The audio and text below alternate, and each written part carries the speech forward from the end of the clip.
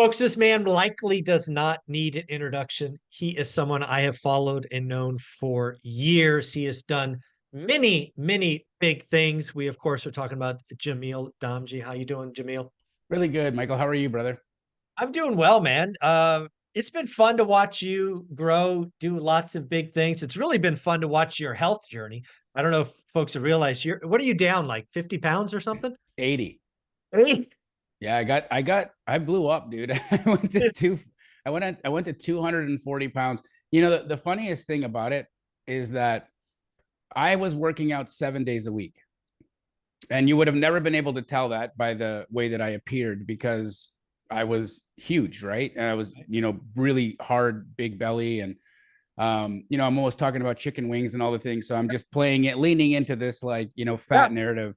And so, but the reality is I was waking up every day and doing HIIT every morning for 45 minutes. And so Wow.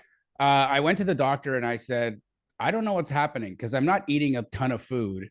I'm exercising 7 days a week, doing HIIT. I love it. I'm like, I really enjoy the HIIT workout. And the doctor was like, okay, there's two things going on here. One, you're lying to me. You're not exercising 7 days a week, or there's a hormonal issue. So if you're telling the truth, go to workout, text me before you go so I'm prepared. As soon as you're done the workout, come to my office. I'm going to draw your blood, test your hormones, and see what's going on. Okay. So I'm like, cool. So I go work out, go to the office. She draws the blood. And a few days later, I get a call and she says, this is a really strange reaction your body's having to these HIIT workouts. You're just body's dumping cortisol into your system. Oh, And wow. it's like it's as much cortisol as if you were being physically attacked, like somebody was trying to murder you or something. And I'm like, Oh, whoa. She's whoa, like, that's not yeah, good. not good at all. So she's like, I think that what's happening is you're really stressing your body out. It's thinking it's in like this fight or flight, like it's Right. survival mode. It's storing as much fat as possible because it thinks you're in like a Yeah. war every single morning. So my recommendation is do less. I want you to, Do yeah. less. She says switch the workout from HIIT to like the elliptical machine and light weights, and just humor me for 30 days because I think you're gonna hate it because a HIIT workout feels away, and this isn't Yeah. gonna feel the same way. But if you're interested in your physical health, not just that, the endorphin hit that you Right. get, then I think it's important we test this. And so I do it. And literally 30 days later, I'm down 11 pounds. I hadn't changed anything about my diet, just the Wow. exact same eating schedule, eating, food types, all of that Yeah. stayed the same. And so I'm like, holy crap, I can't believe There's that something that to worked. this. So then I did it again. And the next month was another 11 pounds and then 10 pounds and 10 pounds. And it just, like, my body was just so grateful that I changed the workout from HIIT to, Just something else. cool. Yeah, I guess it's like not every workout's for every person, right? I didn't realize that. I thought it was just, one size Yeah. fits all, but it's not true. Yeah. Well, that is awesome. That's a great story. Well, you posted something on Instagram. I did not tell you this ahead of time. I'm going to read it to you because I think in today's age, this is wisdom beyond years. More people need to hear it. Probably even more people need to feel it. Here we go. Success is an inside job. Don't forget that. Breathe, plan, and execute, all while knowing you're enough as you are and you are worthy. That hits hard if you open yourself up. Yeah. So interesting. I had a really hard year last year. 2023 was tremendously difficult. Lost my dog. I ended up parting ways with Bigger Pockets. I I made more money than I had ever made in 1 year, which was great. But otherwise, my health was starting to go downhill. I ended up having this terrible spine injury towards the end of the year. My Yeah. dad gets cancer, and my marriage breaks up. Oh. And I'm like, what the F is going on? Mhm. And I realized that I had created a life where my accomplishments became my identity, from father, husband, um influencer, TV guy, real estate investor, all these accomplishments that I have on my tree. like a Christmas tree almost, right? I got my like branches full of ornaments. And when that started happening, and $1 million gets, stolen from me in a Ponzi scheme, like this all happens in a year. And, if you were to look at my bank statement, you'd be like, this guy killed it.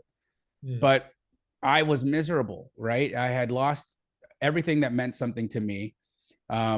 It was, other than, the one thing that was good is I started really, really connecting with my 15-year-old daughter in Canada, who I was always seeing, but I had to change the way the relationship dynamic was.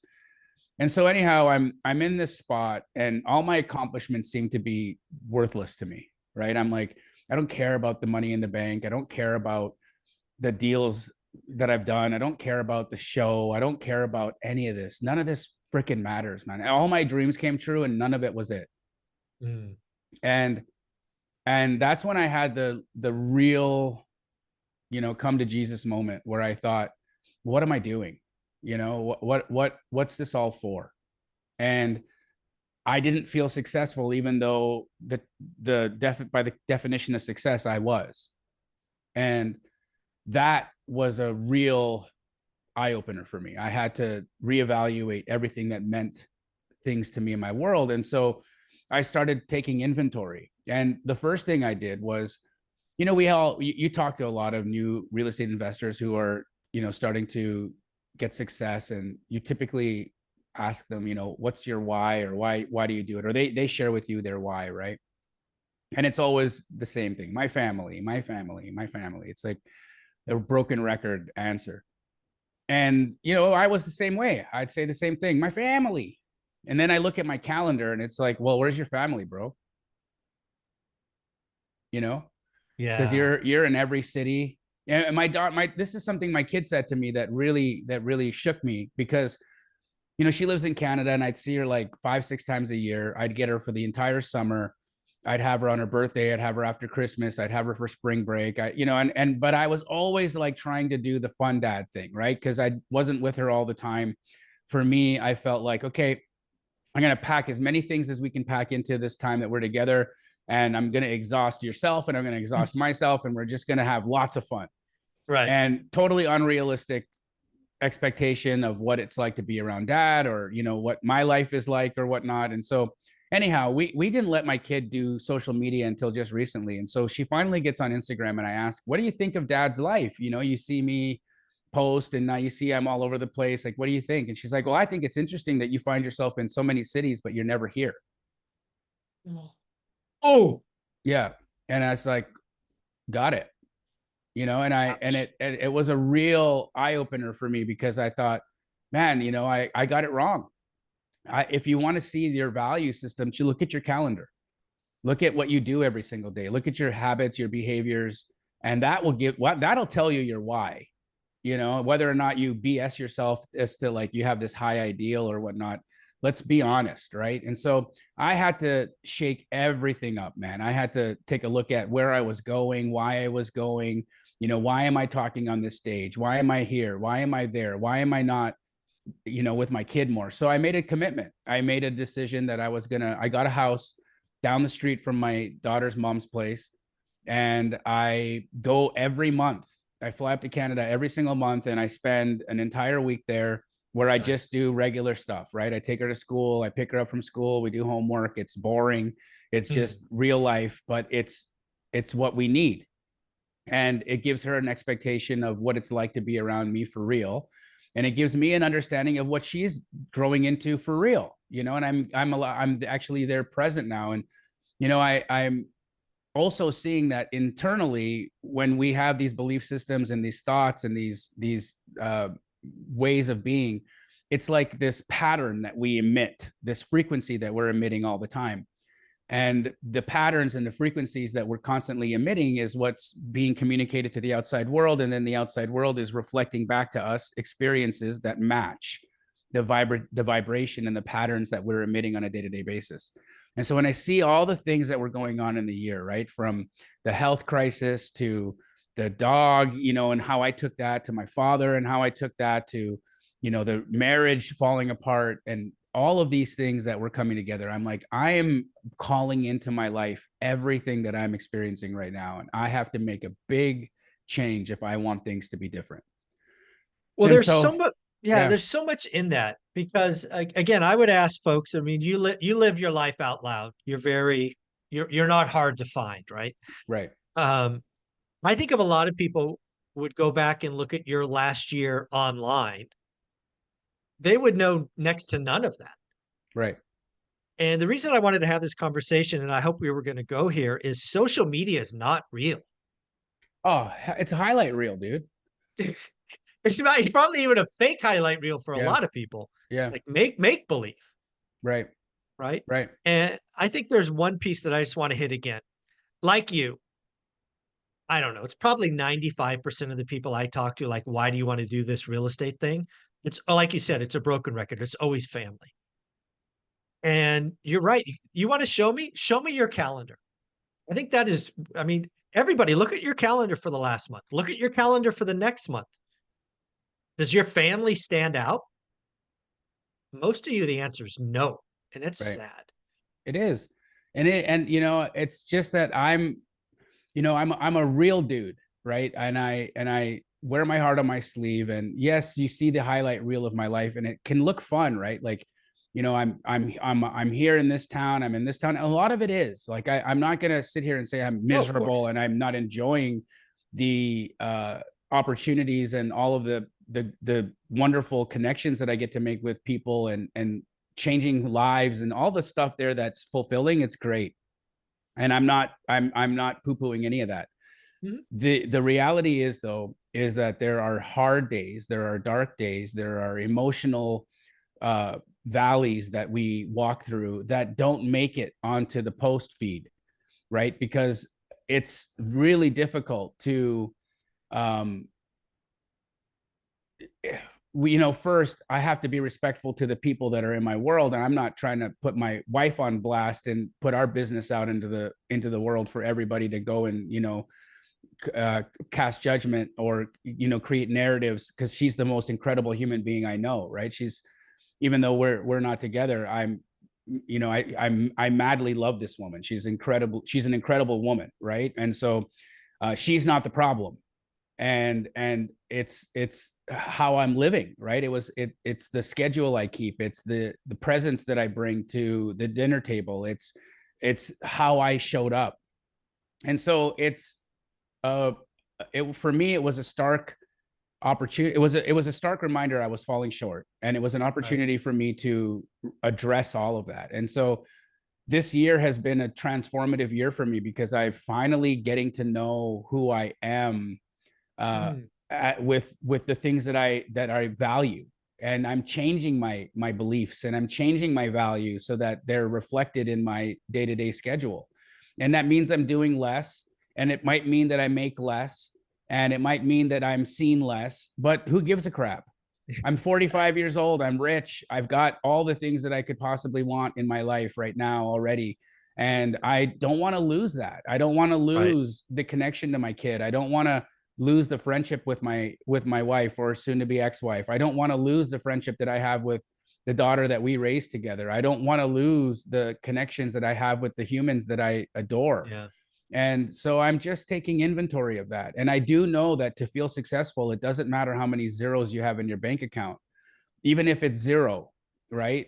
What success is that when you look at yourself in the mirror and you see the people around you, that you can identify everything you love, and that you are spending your days and your time honoring that.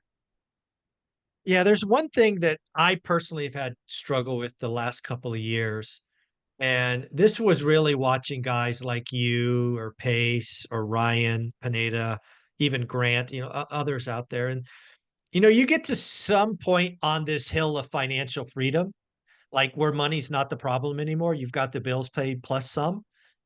And I see a lot of that group that I've just mentioned. You guys just keep going. It's like the mountain never stops, and there's always another, you could always 10x it. Yeah. And I'm older than you, right? I'm almost 52.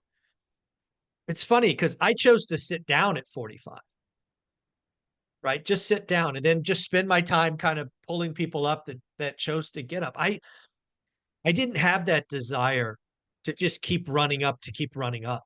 Sure. Um, I'm curious when you look at, because you could have been done a long time ago. You could have had this epiphany years ago, very likely. Was it ego? Was it just a game you were playing and you didn't realize the cost, or what is it? Well, I think ego is always there, right? You need it. You need it to be, True. alive in our day-to-day life, right? You have to have a sense of self at some level. Um, I do a lot of inner work anyhow, and I do try to curb the the tendency or the desire to follow ego drive, right? Like I'm aware of that, I believe, at least, Mm. where I can keep it in check. But I think that at the end of the day, um when you derive your sense of self-worth from your accomplishments or external factors or external accomplishments and labels, Mhm. then you're always going to be running up the mountain. You're always going to be searching for the next horizon or the next thing to Yeah. accomplish, because there's an inherent dissatisfaction with what you currently have.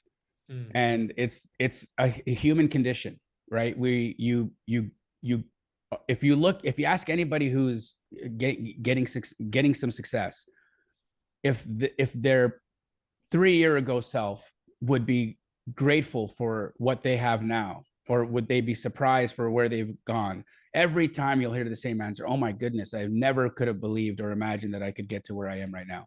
Right. And then you ask, okay, well, what's next? Oh my God, I have so much more I want to accomplish. Okay, so it's the same. You're in the freaking loop. Yeah. You're in a cycle. You're in a loop here. This is the pattern, right? And I'm becoming obsessed with pattern recognition so that I can understand my patterns, and then I can change those patterns, right? When I can identify, and that's the thing. I think that so many of us don't take the time to sit and look at our lives in terms of it being a group of patterns, Yeah. patternistic behaviors that are compounding, that create your experience, right? And not all of the patterns that I have in my life are destructive or bad. Some of the patterns I have are very, very good. From the pattern that I have to be self-exploratory, to be self-aware, to try to call myself out for my BS, right? That's a pattern that I have that I love. The pattern that I have for wanting to be a provider, to want to make sure that I'm taking care of the people in my world, and that I can do that firmly, and I can have consistency and resolve and discipline in that pattern. I enjoy. I really love the pattern that has me looking at other people's success or other people's accomplishments, and finding that I'm not measuring up to what my idea of what their success is. That's a pattern I don't enjoy, and that's a pattern I want to change, right? Right. So I insert a new behavior, but that behavior doesn't happen unless I can change a belief, right? So I have to change a belief that's going to create new thoughts, that's going to drive new behavior. So then I got to go back and I got to peel back, well, what's the underlying belief that's causing this pattern? Mm. And so then I strip it down and I go and I look at it, and it's never fun, right? This is the hardest part of evolving, is that looking at yourself with a critical, objective eye to really give yourself accountability. It's not fun, Yeah. because you have to be really honest, and you've got to call yourself out. You just can't, you don't get to justify for, this and that. You don't get to create lies. You Yeah. got to, be honest, right? And so, but it's so rewarding to do it. And I'm on the other side of a lot of the pain that I went through, Sure. and I'm grateful for that. And I'm super happy that I have the incredible human beings in my life that have given me grace so that I could get through those things, work through those situations and issues, but still have intact at some level the majority of the relationships that I really, really value. Mm. And now I'm on a different playing field, right? So now I'm in the game. I'm paying attention to where I want to be. Right. For example, in 1 year I did, like, gosh, I don't know, 50 stages. And if out of that 50 stages that I did in that year, How many did I really want to do? 5. Mhm. And why did I do the other 45? Right? Why did I do the other 45? Well, I thought if I didn't do it, then I'd be missing out. I thought if I didn't do it, I would, maybe I wouldn't connect with somebody that needed to connect with me. Maybe I would not get as many deals for Keegley franchises. Maybe I wouldn't get as many coaching clients. Maybe there's all these fears and all these irrational reasons why I put myself in situations. And here's the worst part about it, Michael. And this part is the thing that I'm really trying to reconcile, is that I was on stages for people that I don't even support. No, For real, dude. And what was I doing ouch. there? If I don't support this guy, if I know that this guy, or I have a sense that this guy's not who I believe in, what am I doing here? Well, that's one of your superpowers, your ability to intuitively kind of vibe the other resources. I've seen you do it. Yeah. And that's a hard question you got to ask, right? Yep. Why were you on those stages when your superpower was telling you this might not be a good dude? Right. And it's again, there's so many layers, right? There's so many layers to peel back in it. But I think at the end of the day, it's just, you get this, the drive to accomplish, the drive to achieve, the drive to grow is extremely hungry. It's voracious, right? It wants to conquer, and it wants to dominate everything in its path. And there's nothing wrong with that, like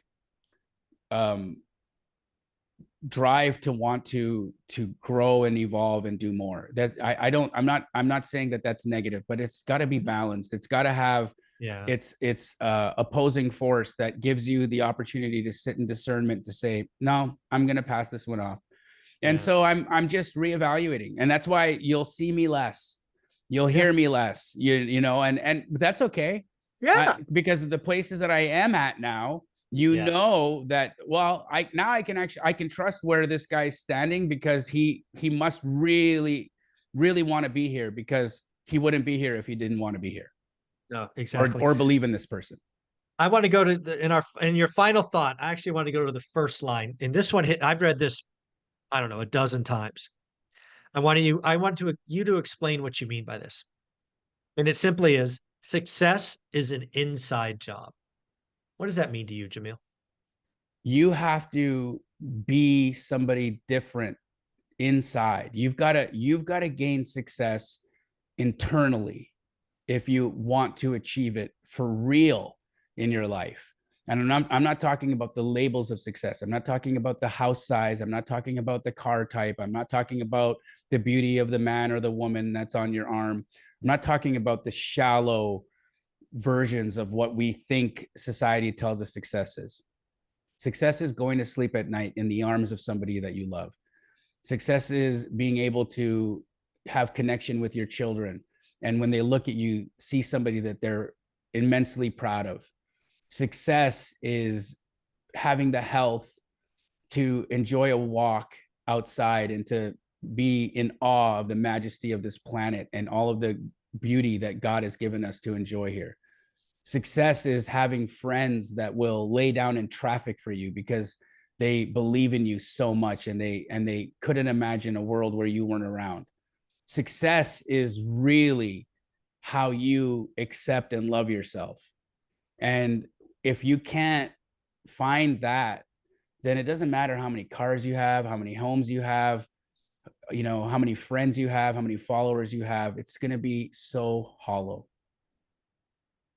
Jamil, you are amazing. You're a rock star. You're one of the legends in my book. Where can people find you?